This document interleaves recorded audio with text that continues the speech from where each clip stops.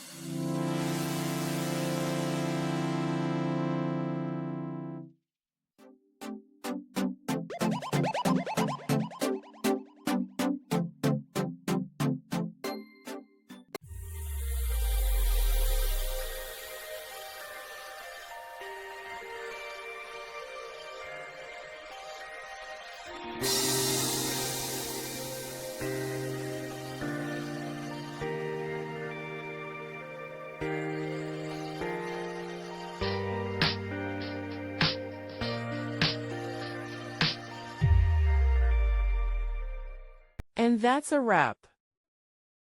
I hope you found the answer you were looking for. If you did, take a second to hit that subscribe button. It really helps out.